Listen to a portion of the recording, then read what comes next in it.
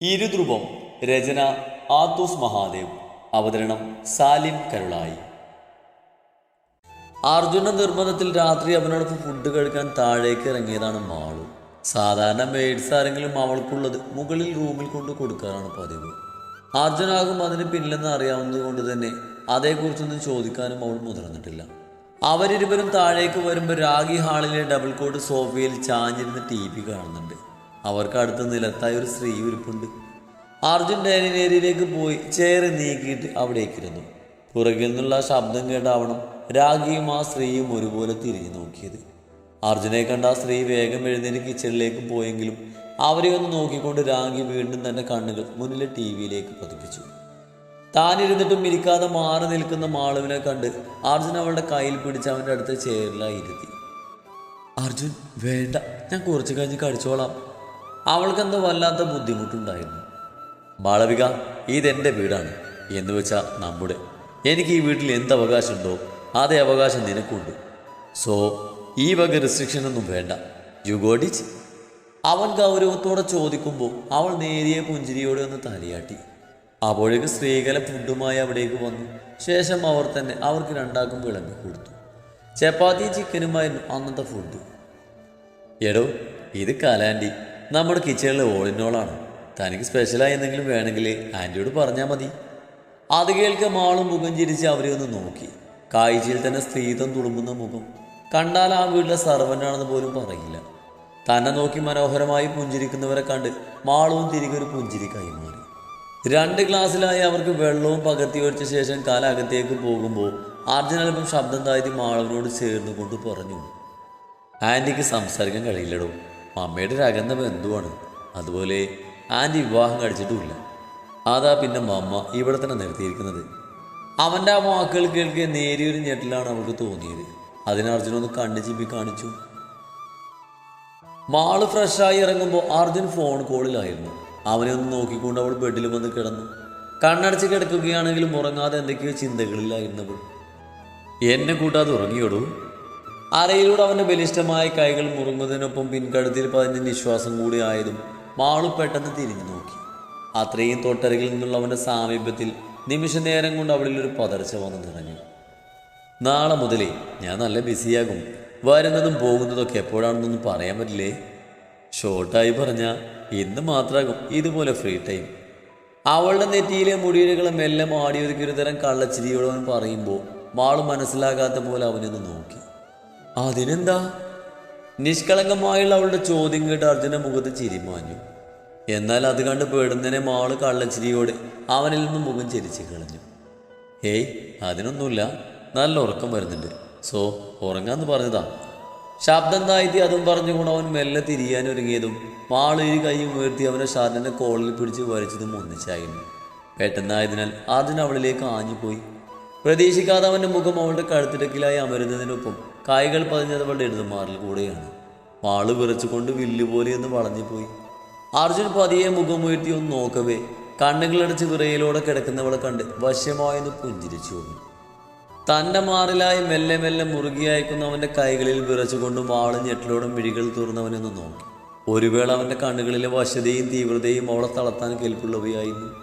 തന്നിലേക്ക് അടുത്ത് വരുന്നവൻ്റെ മുഖം കാണുകയെ അവളുടെ മിഴികളിൽ വല്ലാത്തൊരു പിടപ്പ് വന്ന് നിറഞ്ഞു. എന്ത് സോഫ്റ്റാ മാളവിക ഇത്. ഡ്രസ്സിന് പുറത്ത് ഇങ്ങനെയാണെങ്കിൽ ഉള്ളിൽ. മാളവിൻ്റെ കണ്ണുകൾ മിഴിഞ്ഞു പോയി. ശരീരം പൂങ്കോല പോലെ വിറപ്പുണ്ടു. മാളവിക, എടുത്തോട്ടെ നിന്നെ ഞാൻ മുഴുവനായും.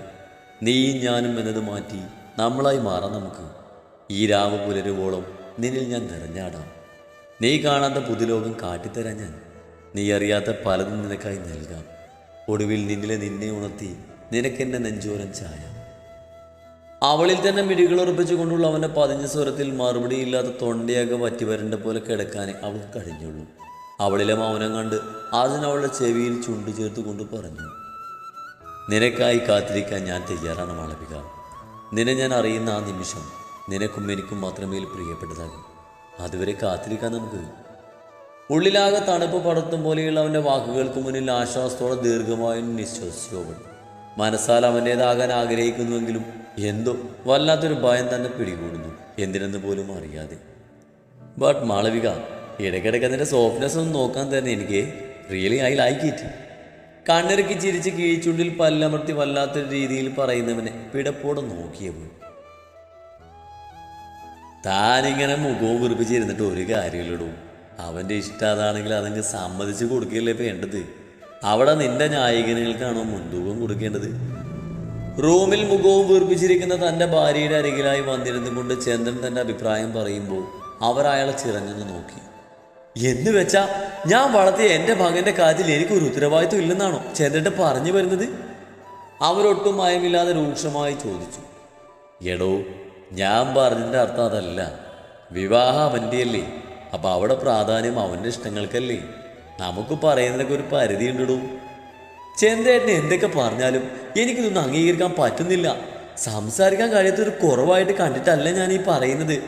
എൻ്റെ മരുമകളെ കുറിച്ച് എനിക്കില്ല സങ്കല്പങ്ങൾ. ഇങ്ങനൊരു കുട്ടിയല്ല ഞാൻ അവൻ്റെ പെണ്ണായി സങ്കല്പിച്ചത്. ചന്ദ്രേട്ടനൊന്നും അവനോട് പറയും നമുക്ക് ഈ ബന്ധം വേണ്ടെന്ന്. ചന്ദ്രേട്ടൻ പറഞ്ഞാൽ അവൻ കേൾക്കും. അവർ പ്രതീക്ഷയോട് അവരെ നോക്കി ചോദിക്കുമ്പോൾ അയാൾ അവരിൽ നിന്നും മുഖം മാറ്റി എഴുന്നേറ്റു. ശരി, ഞാൻ അവനോട് പറയാം. നിന്നേക്കാൾ വലുതാണ് നിന്റെ അമ്മക്ക് അവളുടെ സങ്കല്പങ്ങൾ. അതുകൊണ്ട് മോനെ ഈ ബന്ധത്തിൽ നിന്ന് പിന്മാറണമെന്ന്. എന്താ അതുപോലെ? അയാളിപ്പം കടുപ്പത്തിൽ ചോദിക്കുമ്പോൾ അവരുടെ മുഖം താണു. അത് കണ്ട് ചന്ദ്രൻ അവർക്ക് അരികിൽ വന്നിരുന്ന് ആ തോളിലൂടെ കൈയിട്ട് അവർ അയാളിലേക്ക് ചേർത്ത് പിടിച്ചു. വന്ദന, നമ്മളും സ്നേഹിച്ചല്ലടോ വിവാഹം കഴിച്ചത്. എപ്പോഴെങ്കിലും നിൻ്റെയോ എൻ്റെയോ കുറവുകൾ നമ്മൾ ശ്രദ്ധ കൊടുത്തിട്ടുണ്ടോ? അങ്ങനെ കൊടുത്തിരുന്നെങ്കിൽ നമ്മുടെ ബന്ധം ഇപ്പം ഈ നിലയിൽ നിൽക്കുമായിരുന്നു? ഒരിക്കലുമില്ല. കുറവുകളില്ലാത്ത മനുഷ്യരില്ലടോ. നമ്മുടെ മോനൊരിക്കലും തെറ്റായൊരു ഓപ്ഷൻ തിരഞ്ഞെടുക്കുകയില്ല.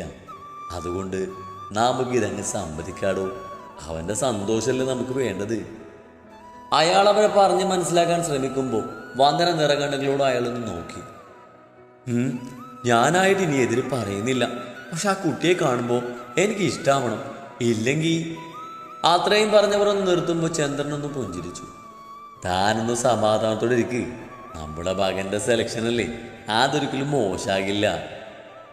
നേരിയ തോതിൽ അവരിലും അതൊരു പുഞ്ചിരി വിരിയിച്ചെങ്കിലും പുറത്തുനിന്ന് നിനക്ക് കേൾവിക്കാരനായ മാധവന് ലോകം പോലും പിടിച്ചടക്കിയ സന്തോഷത്തിലായിരുന്നു. രാവിലെ ഫ്രഷായി ഇറങ്ങിയ മാളു എന്നത്തേതിന് വിപരീതമായി ഇന്ന് താഴേക്കാണ് പോയത്. റൂമിലുള്ള അടച്ചിരിപ്പ് അവൾ അത്രമേൽ മടുപ്പിച്ചിരുന്നു. അതുകൊണ്ട് എന്തും വരട്ടെ എന്ന ഭാവത്തിൽ തന്നെയാണ് അവൾ താഴേക്ക് പോയത്. ഹാളിൽ ആരെയും കാണാത്തത് കൊണ്ട് അവൾ മെല്ലെ കിച്ചണിലേക്ക് കയറി. ഉള്ളിലേക്ക് കയറിയപ്പോൾ കണ്ടു പുറംതിരിഞ്ഞിന്ന് കാര്യമായ പണിയിൽ നിൽക്കുന്ന രാഗിയെയും അവർക്കരികിലായുള്ള കമലയും. അകത്തേക്ക് കയറിക്കൊണ്ട് അവൾ മുരടനക്കി. ആ ശബ്ദം കേട്ട് അവരിരുവരും ഒരുപോലെ തിരിഞ്ഞു നോക്കി. മുന്നിൽ നിൽക്കുന്ന മാളുവിനെ കണ്ട് അവരെവിടെയും കണ്ണുകൾ ഒരുപോലെ തിളങ്ങി. മാമ്പഴ മഞ്ഞക്കളർ ധാവണി നന്നായി ചുറ്റിയിട്ടുണ്ട്. അവളുടെ ഇളം നിറത്തിൽ അത്രമേൽ മനോഹരമായിരുന്നു ആ ധാവണി. നെറ്റിയിലെ പൊട്ടൊഴുകിയ ഒരു പൗഡർ പോലും ഇട്ടിട്ടില്ലെങ്കിലും തിളങ്ങി നിൽക്കുന്ന ഭംഗി. അവളെ തന്നെ നോക്കി നിൽക്കുന്ന തൻ്റെ കണ്ണുകളെ പിൻവലിച്ചുകൊണ്ട് രാഗി തൻ്റെ മുഖത്തൽപ്പം ഗൗരവം എടുത്തണിഞ്ഞു. എന്തു വേണം? ഒട്ടും മയമില്ലാതെ ആ ചോദ്യം തന്നോടാണെന്ന് മനസ്സിലായതും മാളൊരു പുഞ്ചിരിയോടെ മറുപടി പറഞ്ഞു. അജുനുള്ള കോഫി. അത് കേൾക്കെ രാഗി അവളെ ഒന്ന് സൂക്ഷിച്ചു നോക്കി. കല എടുത്തു കൊടുത്തേക്ക്. ഇവിടുത്തെ ഇപ്പോഴത്തെ അധികാരിയല്ലേ, പുതിയ ഭരണപരിഷ്കാരങ്ങളാകും ഇന്നു മുതൽ. അത് പറഞ്ഞൊരു പൂച്ചത്തോടവർ അവളിൽ നിന്നും മുഖം തിരിക്കുമ്പോൾ പെട്ടെന്ന് മാളുവിൻ്റെ മുഖമൊന്നും മങ്ങി. എങ്കിലും അവിടെ ഇപ്പോഴത്തുള്ള ഈ ഭാവമാറ്റത്തിന് കാരണം അവൾക്ക് അറിയാവുന്നത് കൊണ്ട് തന്നെ പഴയ അതേ പുഞ്ചിരി അവളുടെ ചുണ്ടുകളിൽ വീണ്ടും സ്ഥാനം പിടിച്ചു. അപ്പോഴേക്ക് കല കോഫി എടുത്തൊരു കപ്പിൽ പകർത്തി അവളുടെ കയ്യിലേക്ക് കൊടുത്തു.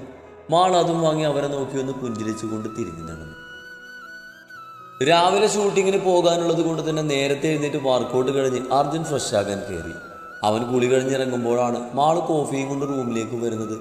ജസ്റ്റ് ഒരു ടവലും മാത്രം കൊടുത്ത് മൂളിപ്പാട്ടും പാടി കൂളായി നിൽക്കുന്നവനെ കണ്ട് മാളുവിൻ്റെ കണ്ണുകളൊന്നും പിടിഞ്ഞു.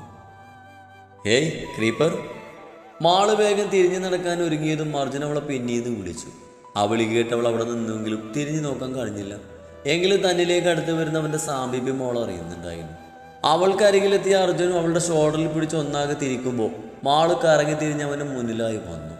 അർജുനെ വിടർന്ന കണ്ണുകൾ അവളിലാകെ ഓടി നടക്കുന്നുണ്ടായിരുന്നു. Arjun coffee.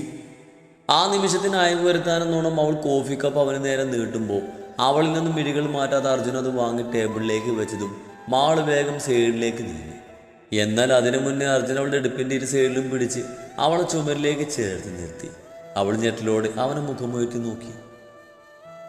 You look really amazing creeper. കണ്ണുകൾ വിടർത്തിക്കൊണ്ടുള്ള അവൻ്റെ ആ വാക്കുകളിൽ മാളവിൻ്റെ കണ്ണുകളൊന്ന് വിടർന്നു. ഒരു പുഞ്ചിരി ആ ചൊടികളിൽ സ്ഥാനം പിടിച്ചു. ഞാനൊരു ചേഞ്ചിന് അത്രമാത്രം അവൾ പറഞ്ഞുള്ളൂ. ബട്ട് മൈ ഡിയർ വൈഫി, നിന്റെ ഈ ചേഞ്ച് എൻ്റെ ഉള്ളിൽ വേറെന്തൊക്കെയോ ഭാവങ്ങൾ നിൽക്കുന്നു. ഇന്നലെ നിനക്ക് തന്ന പ്രോമിസ് പോലും തെറ്റിക്കാൻ തോന്നിപ്പോകുന്നു.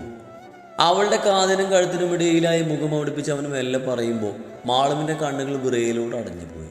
എന്നാൽ അവളിൽ നിന്നും വമിക്കുന്ന ഗന്ധത്തിലായിരുന്നു അർജുൻ കുടുങ്ങിയത്. ഇടുപ്പിൽ മുറുകി അവൻ്റെ കയ്യും കഴുത്തിലേക്ക് അടുത്ത് വരുന്ന ആ മുഖവും തന്നിലെ നിയന്ത്രണങ്ങൾ തെറ്റിക്കുന്നതായി തോന്നി അവൾക്ക്. ഇത്രയും അടുത്തുള്ളവൻ്റെ സാമീപ്യം, ആ ഉറച്ച ശരീരത്തിൽ നിന്ന് വമിക്കുന്ന മതിപ്പിക്കുന്ന ഗന്ധവും കൂടെ ആയതും അവൾ പോലും അറിയാതെ അവളുടെ കൈകൾ അവന് മുതുകിൽ അമരുമ്പോൾ അർജുൻ്റെ കണ്ണുകളൊന്ന് തിളങ്ങി. ആ നിമിഷം തന്നെ അതിശക്തമായ അവൻ്റെ മുഖം അവളുടെ കഴുത്തിലേക്ക് അമർന്നു. ഒരു കുറുകൽ അവളിൽ നിന്നും ഉയരുമ്പോൾ അർജുൻ്റെ ചുണ്ടുകൾ അവളിലാകെ അലഞ്ഞു തുടങ്ങിയിരുന്നു. ഇടം കഴുത്തിൽ നിന്നും വലം കഴുത്തിലേക്ക് ആ ചുണ്ടും നാവും തെന്നി നീങ്ങുമ്പോൾ മാളവിൻ്റെ കൈനകം അവൻ്റെ മുതുകിലായിരുന്നു. ആ ചുണ്ടും നാവും അവളെ അറിയുമ്പോൾ കൈകൾ അവളുടെ അണിവയറിലെ മർദ്ദം തിരയുകയായിരുന്നു. അതിന് തടസ്സം തീർക്കാൻ നിന്ന അവളുടെ ദാവണി ഷോൾ നിമിഷ നേരം കൊണ്ട് അവൻ അവളിൽ നിന്നും വലിച്ചു മാറ്റി നിലത്തേക്കിടുമ്പോൾ അതിൻ്റെ അഭാവത്തിൽ അവൾ അവനിലേക്ക് അല്പം കൂടെ ചേർന്ന് പോയി. നഗ്നമായ അവളുടെ അണിവയറിൽ തൻ്റെ കൈവല്ലുകൾ അമർന്നു മുറുകി. കഴുത്തിൽ നിന്നും അവൻ്റെ ചുണ്ടുകൾ അതിവേഗത്തിൽ അവളുടെ അതരങ്ങളെ പൊതിയുമ്പോൾ മാള് നിന്ന നിലപ്പിലൊന്ന് ഉയർന്നു പോയി. അണിവയറിൽ നിന്നും അവൻ്റെ കൈകൾ മുകളിലേക്ക് ഇഴയുമ്പോൾ അതിനു മുന്നേ മാള് പിടപ്പോടെ അവനെ തള്ളി മാറ്റി. പിന്നിലേക്ക് വേച്ചു പോയ അർജുനൊന്ന് മുന്നോട്ട് നോക്കവേ കണ്ടു മുഖം താഴ്ത്തി തനിക്ക് മുന്നിലായി നിൽക്കുന്നവളെ. മുഖമാകെ ചുവന്ന് ശരീരം വല്ലാതെ വിറക്കുന്നുണ്ട്.